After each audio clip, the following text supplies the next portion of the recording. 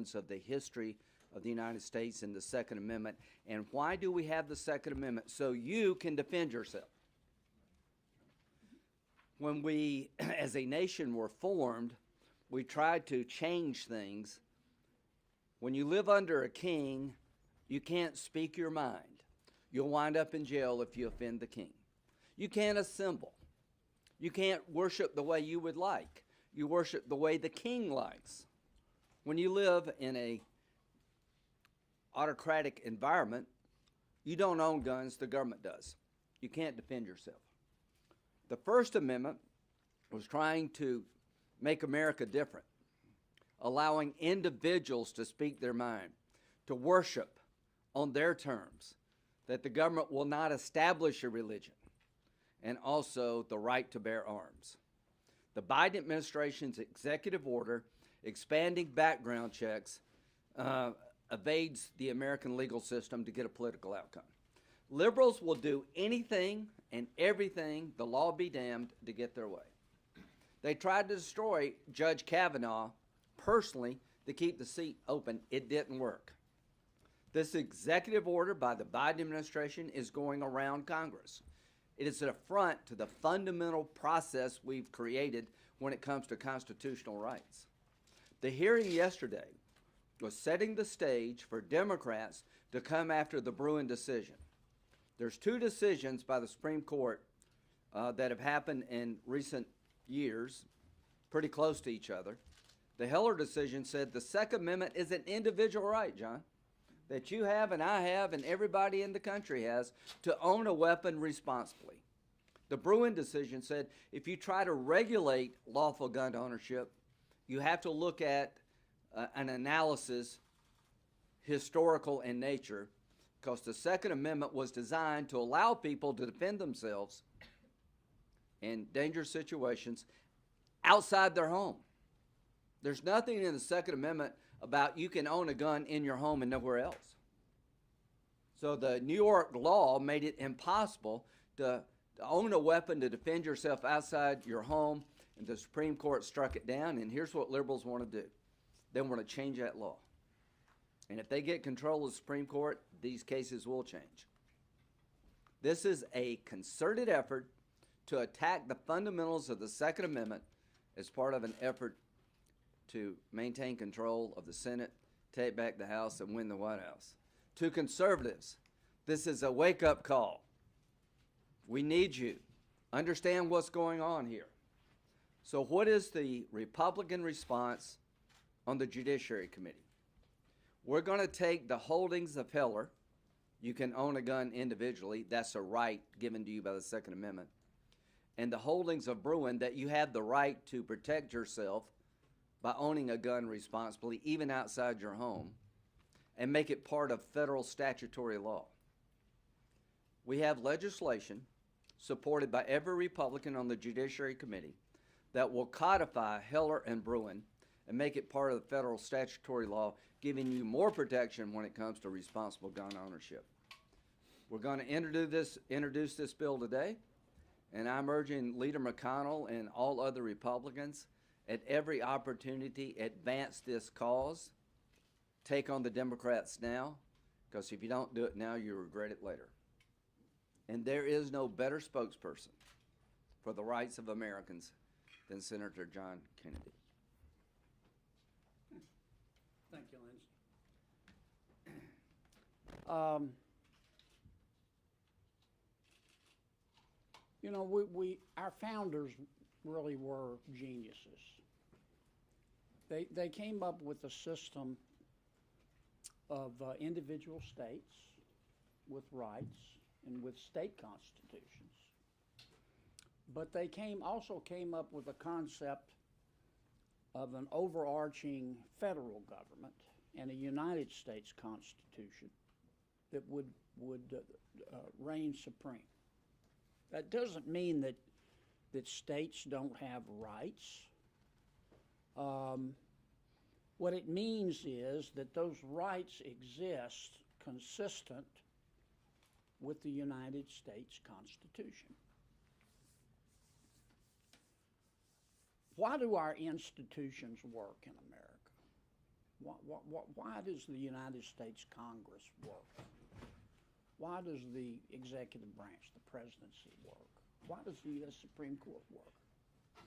Because as Americans, we have accepted them as institutions of government, and we've all agreed to abide by what they do. We may not like it, and if you don't like it, in the case of the executive and legislative branch, you can vote folks out. But we've agreed to abide by it. One of the roles of the United States Supreme Court is to interpret the Constitution, particularly the Bill of Rights. And what the Bill of Rights does, and what the Supreme Court does in interpreting it, is to set a floor, a minimum list of rights that we all have. And no one can take them away. The Congress can't take them away. The president can't take them away. And the states can't take them away. Now, the states and Congress and the president can affect policy, but it has to be consistent with those basic floor of rights. We have a Bill of Rights, and it's not an a la carte menu. Every right as interpreted by the U.S. Supreme Court matters. Some don't like the way the Supreme Court, through the years, through the centuries, has interpreted our rights. But we have always accepted them. Not without dissent, but we've accepted them until recently.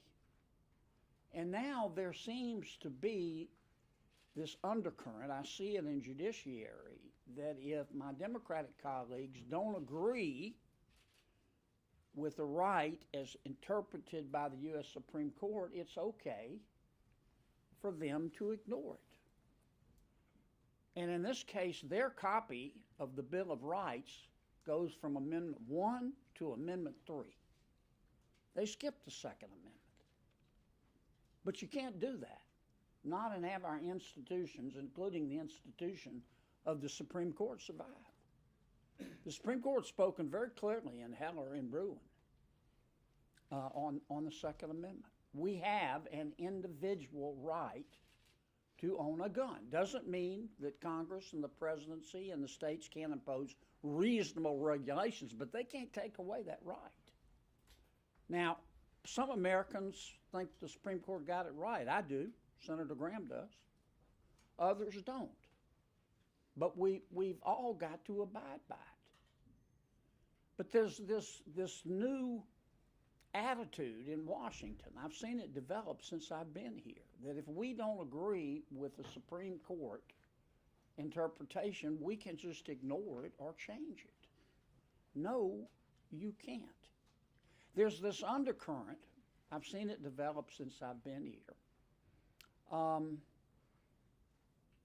That cops are a bigger problem than criminals.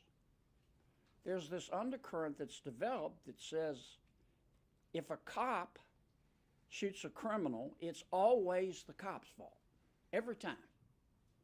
But if a criminal shoots a cop, it's always the gun's fault, every single time.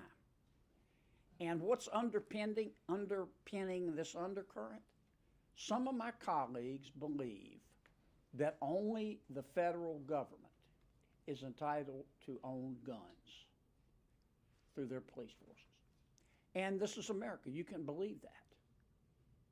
But that's not what the Supreme Court has said. And all Lindsay's bill does, our bill, is saying, look, we really shouldn't have to do it. Right. Is just say the Bill of Rights matters. The role of the Supreme Court is to interpret the Bill of Rights, and the Supreme Court has interpreted it, and we're all going to abide by it. I've been studying constitutional law. I taught it a little bit at LSU Law School since I was in law school. There have been plenty of opinions by the Supreme Court I've disagreed with, and I know Senator Graham, who's a scholar of the law, feels the same way. But you accept them. That's why our institutions work. And once you start doing what I sense my Democratic friends are going to try to do, is as bad as it is with respect to Americans' right to own guns, it also is going to start undermining the institution of the Supreme Court. And that's why I'm supporting this legislation, and I tried to stall for time to get Corn in here, but he's still not here. So the bottom line is I left out one of the most important aspects of our statutory response to the hearing yesterday. We're giving individual Americans the right to sue under the law we're introducing today if governmental organizations or other organizations come after your lawful Second Amendment rights. I expect that liberal jurisdictions will be making a full-throated effort to undercut the Bruin decision, that Americans are going to find themselves having to confront their local government, maybe their state government, under this bill that John and I and all Republicans are introducing. Not only do we codify the Bruin-Heller decision, we give you the right under this statute to sue those who are coming after your right to responsibly own a gun, to give you a cause of action so you can fight back. Can I add one thing, Lance? Sure. You know, if you don't want to own a gun or a rifle, you don't have to. Just don't. You don't have to. I do. I own several. I also believe that love is the answer. But I do. I own a handgun just in case. And that's my right. Under the Bill of Rights and under several Supreme Court opinions. Why can't we just accept that? And this is part of a wider trend. The Dobbs decision, the response of the Democratic Party to that decision was to expand the Supreme Court and pack it with liberals. As we lecture Israel about their legislative efforts to realign the judiciary in their system, you got to remember that the Democrats who are lecturing Israel today proposed openly to expand the number of justices on the Supreme Court in response to the Dobbs decision to dilute the conservative majority, and that would destroy the rule of law in America, because every time one party got in power, they'd change the numbers. So they want an outcome. They don't give a damn how they get it. This is a brewing assault on the Second Amendment. We're standing in the breach today. Get behind this effort today to prevent erosion of the Second Amendment tomorrow. I know where they're going. I know what they're up to. They would pack the Supreme Court if they could.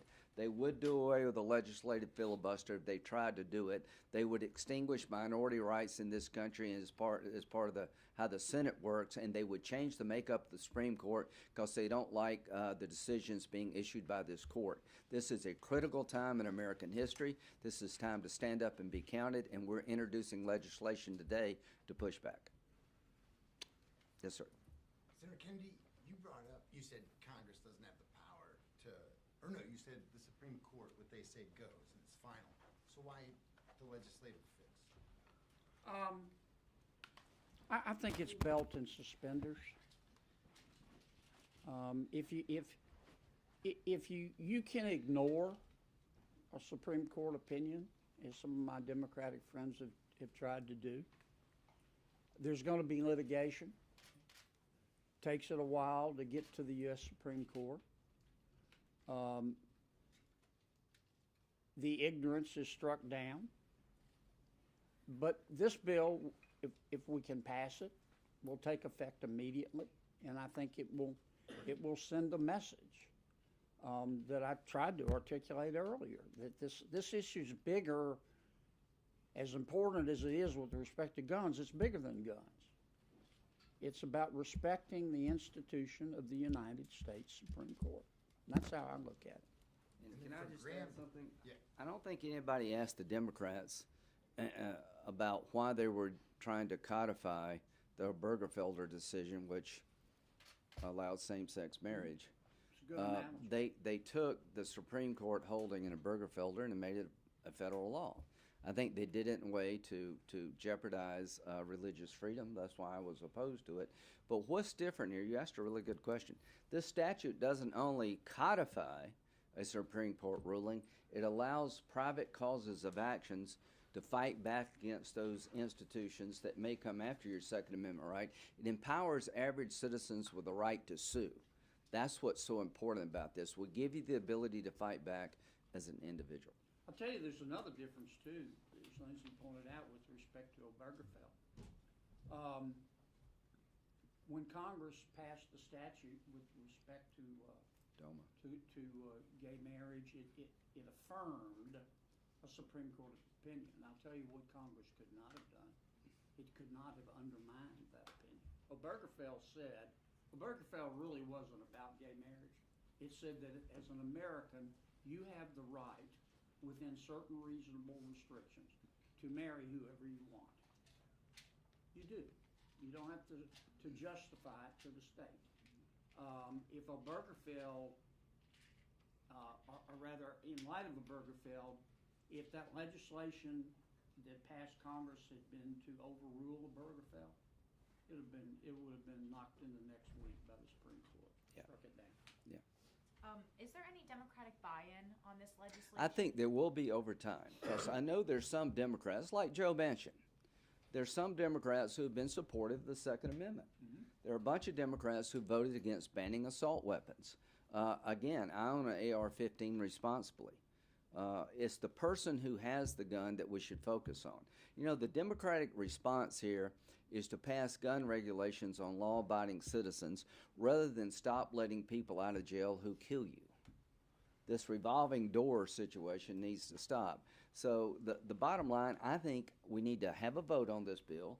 It codifies Bruin and Heller. It gives you a right to sue as an individual if some entity comes after those rights. It's very important to empower the American citizenry in this area. If we had a debate on the floor of the Senate, I guarantee you it'd be bipartisan support. So I'm going to push this. Everybody on Judiciary is going to push this. This effort by the Democratic Party to change the nature of the Supreme Court because they don't like a decision by packing is a bad idea. This effort by liberal Democrats to abolish the filibuster is a bad idea. And this hearing yesterday is setting up a frontal assault on the Second Amendment. That's where they're headed. The executive order by Biden is part of it. I'll turn it over to John Cornyn. Get him, Corner. Well, I understand that Democrats don't like the Second Amendment, but it's part of a Bill of Rights, which is in turn part of our Constitution, alongside of the freedom of conscience, freedom to worship according to the dictates of your conscience, freedom of association, freedom of speech. This is a cherished constitutional right, and unfortunately it's a necessary right, given the more dangerous country we're living in thanks to some of the Democrats' woke policies, undermining police, jeopardizing the rights of law-abiding citizens to keep and bear arms, and frankly attacking the wrong topic. We've found a way to work together when it comes to things like making sure that people with criminal records, people who have been adjudicated mentally ill, are not able to buy or maintain firearms through the background check system, the National Instant Criminal Background Check System.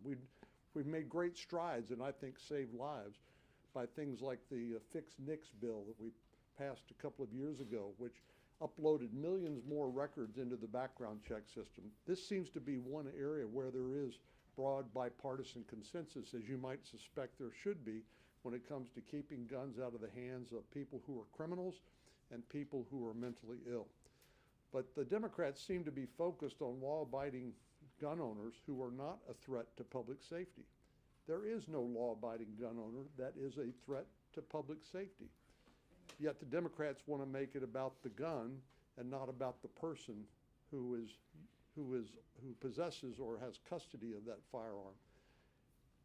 Law-abiding citizens know how to operate those safely. They're more and more necessary for self-defense and protection of property, given the difficulty in recruiting and maintaining adequate police forces to make it response times reasonable so that people can depend on the police. But sometimes you can't, and law-abiding citizens need to have this option available to them. And all of these traps that have been set up in terms of state-by-state determination about whose gun license will be recognized with reciprocity in another state. We have driver's licenses that are issued from our states that are recognized all over the country. And a concealed handgun license should be treated in exactly the same sort of way. I'm glad that Senator Graham is leading this effort, and I'm proud to join he and Senator Kennedy here today, as well as our other colleagues. One last question.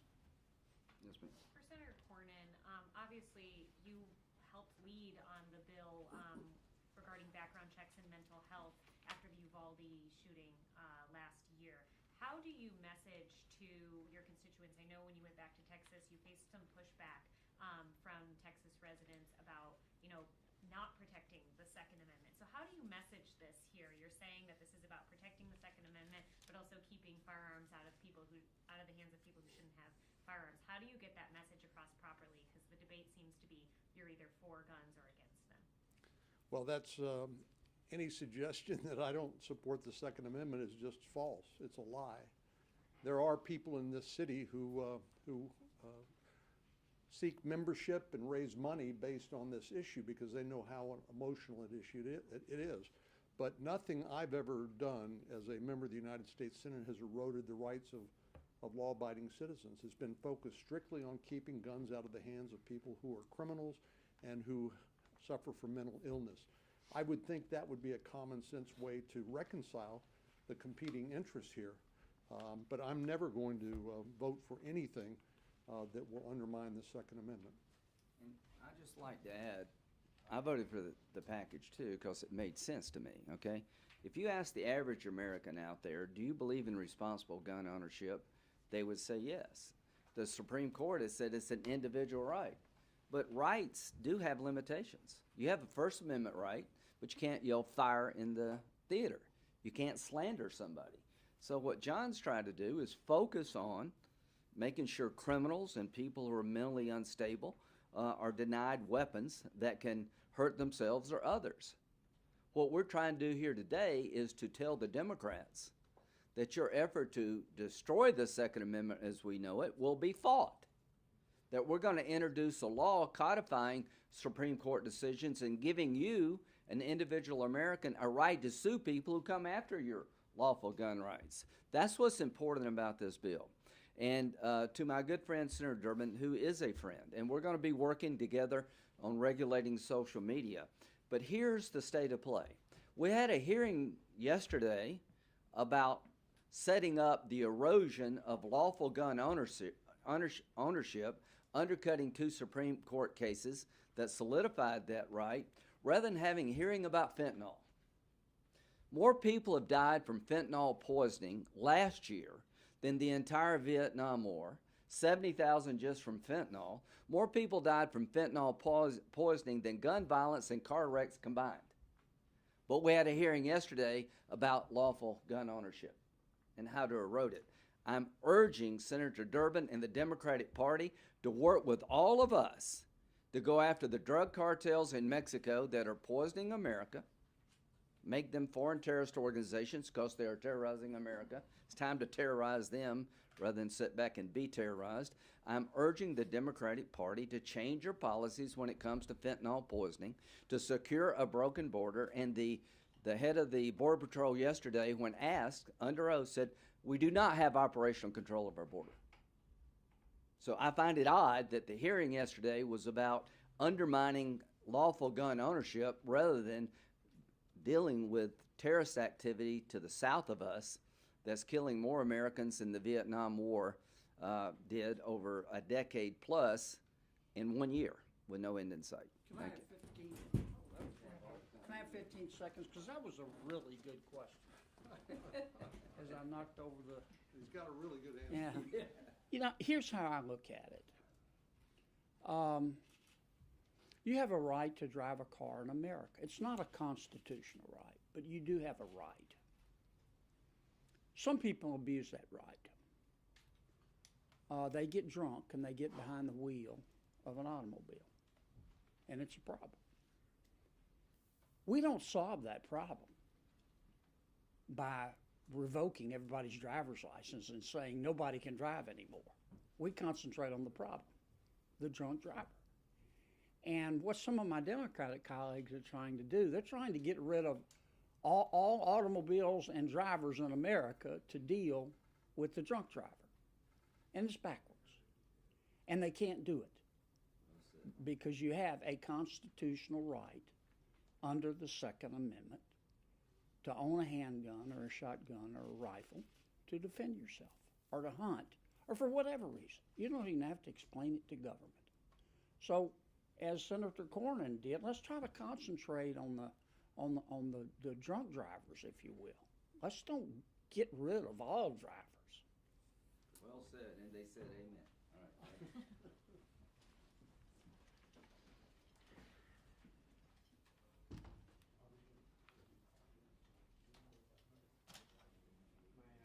Mike Holden, my time. Oh, I thought that sounded like Kelly Ferris. Hi, how are you? I know I Good, snuck how are in you? here at the last minute. That was a good question. Well, Corning got like obliterated. Yeah, it was cute because he went to Have they spoken at all about like law enforcement worries about, capabilities regarding like just lack of, background checks don't always solve everything. There are people who act before those things can catch them. Yeah, We don't have some there was like mind that control. whole debate happened last year when that bill was passing, and so the Anything on this, I'm only a This is brand new.